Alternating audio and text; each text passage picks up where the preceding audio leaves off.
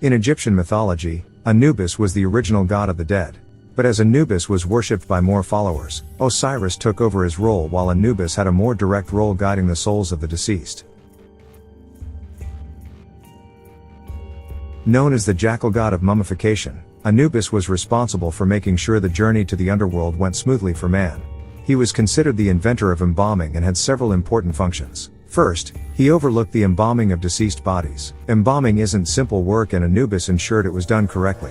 He also received each mummy and would quickly perform both the opening of the mouth ceremony and ritual of conducting the soul in the field of celestial offerings. He also oversaw the scales of truth, which protected the deceased from eternal death and deception. Many believed that Anubis would both physically and spiritually guard their tombs. The Egyptians believed that the bodies of deceased needed to be preserved for the afterlife and Anubis played a large role in their beliefs. Anubis came to be known during the 3rd millennium BC as the god of the dead. He ruled the underworld and decided the fate of the deceased. As time went on, Anubis' daily responsibilities changed. Osiris took over ruling the underworld and managing those entering the afterlife while Anubis became a more specialized god. He became a psychopomp and guided the souls of the newly deceased to the underworld. He presided over the area between the living world and the underworld, making sure that spirits were never left behind. As one of the most famous Egyptian gods, there are many stories surrounding Anubis. Here are a couple, one about his birth and the other about his role in Egyptian mythology. Anubis' mother was the goddess Nephthys. She tricked her brother Osiris into fathering the child. Her husband, Set, was furious about the affair and vowed to kill the child as soon as he was born. Nephthys did what she had to do to protect Anubis and hid him in marshes near the Nile River. Isis, Osiris' wife, found the baby and raised him as her own. Once Anubis was grown, he repaid Isis by protecting her. Osiris took Anubis with him on many adventures.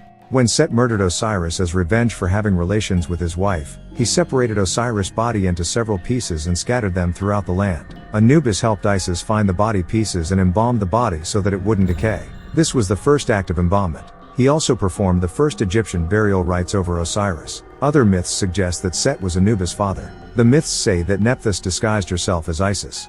This version is sometimes accepted because of Set's dark side, which would go along with Anubis' responsibilities. Yet another version claims that Anubis was the son of Ra and Nephthys. This was the earliest explanation, but it is now mostly accepted that Nephthys and Osiris were Anubis' biological parents. Anubis had several roles as the god of death.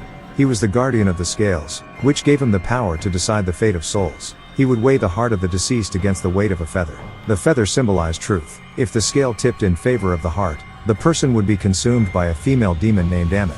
But if the scale tipped in favor of the feather, Anubis would lead the deceased to Osiris so that they could enter heaven. Anubis also oversaw embalming and mummification. His daughter, Khebeshe, would often assist him during the mummification process. Ancient Egyptians would cover the bodies of their dead with herbs and plants because they believed Anubis would sniff the bodies before mummifying them. Anubis also performed the opening of the mouth ceremony, which would allow the deceased to be able to talk and eat in the afterlife.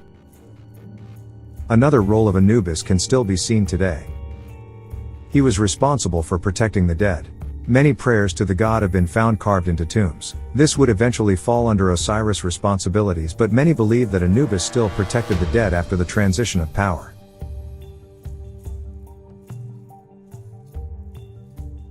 Anubis was the son of Osiris and Nephthys. His consort was Anput and together they had Khebeshe and, according to some myths, Ammit.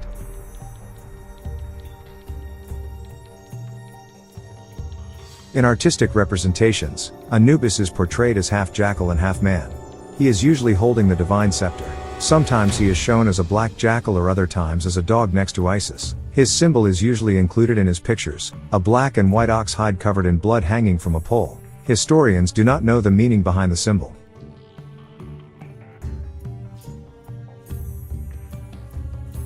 There are many symbols associated with Anubis, more than most gods. First, as previously mentioned, the ox hide hanging from the pole is his main symbol, though no one knows what it means. The other main symbol he is associated with is the jackal. Jackals are known to stay near tombs and graves, which is one of the reasons the Egyptians began to make tombs. Anubis is also associated with embalming equipment as he is credited with inventing the technique. For more video please like, subscribe, and click the notification bell for more video. We'll keep you updated on other topics like this.